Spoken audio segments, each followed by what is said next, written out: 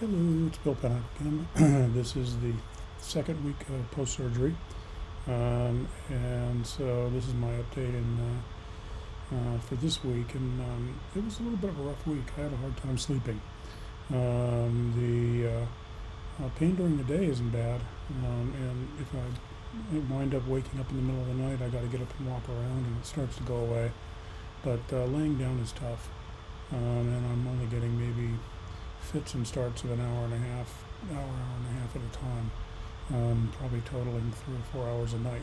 So that's been tough, and last night was particularly tough. I don't know why. I did go back and look at Donna Westermeyer's video for the second week because I wanted to compare notes, and it sounds like she was in less pain in that second week than I am. So I thought about, well, I'll just take the differences that I know about between the two of us and share those for your benefit. So probably the number one difference is she's using a recliner to sleep, and I'm using an adjustable bed that's sort of like a hospital bed. So the feet come up and the back comes up. And I think in retrospect, I've seen a couple of people doing videos like this, and they've been using recliners. So I think in retrospect, I probably should have used a recliner. Unfortunately, I saw those already. I'd already rented the bed by the time I saw those, so it was too late to make that decision. But as it turns out, you would have thought I'm still sitting up. It wouldn't have been that bad, but apparently it is.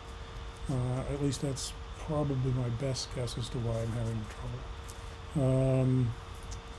The other thing is we both, this one probably isn't much of a difference, but we both damaged bicep, what they call the long head of the bicep tendon. And it turns out that there's two connections of the bicep to your shoulder. One comes right up here, that's called the long head. The other one comes around, around the front. And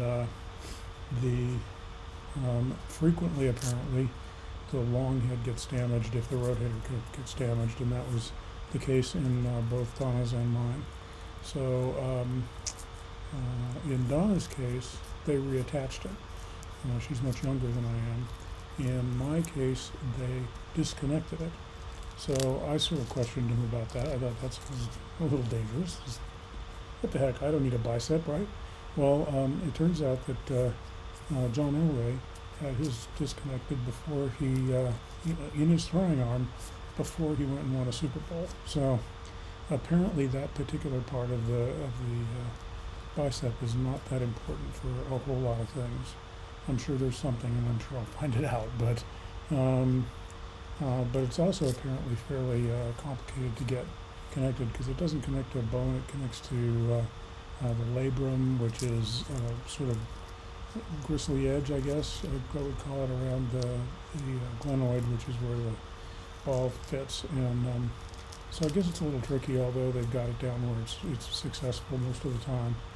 At any rate, my doctor, I wasn't there, I was out, so my doctor made the choice that he thought was right for me, and that was disconnecting it. I don't think that has much to do with the pain that I'm feeling that she didn't, but who knows. The other thing that happened is earlier this week, I woke up with my arm, which is supposed to be like this, slid out of the sling all the way to here. So I don't think that by itself, because it's still hanging down, is the problem. But what I don't know is what I did in the middle of the night while it was sliding this way, and how much I might have flexed these muscles. Now I can say that the very next day, after that evening, the pain was worse that day than the day before. So, and it's been kind of worse ever since. So I don't know if that did something, strained it. I did talk to the doctor, and he said it's probably didn't do anything bad to it, but it very well might have strained it. What that brings up, though, is in this particular brace or sling, there's a little piece of connector right here. Let me see if I can get it to where you can see it. There we go. And that's got Velcro on both sides. And this was, in my instructions, they said this was optional. And it goes around your the inside of your thumb. And of course, when you do that, that keeps my arm from coming out like that. So I don't consider it optional anymore. I'm leaving it in there. It is a little annoying, and most of the time I have a golf glove on, or pretty much anything to keep it from chafing on my hand. But better than have my arm flailing around in the middle of the night. So let me see, that's about it. One disclaimer that I forgot to mention in the other two, and hopefully everybody realizes it, I'm not a doctor. So none of these things that I'm saying are things that you should do or take, without going to your doctor and verifying. This is just, this is my experience, and for entertainment only, or whatever. But don't think any of this is medical advice. It's not. Anyway, so I'm entering the third week. I'm hopeful that it'll be a better week, and I start physical therapy on Monday.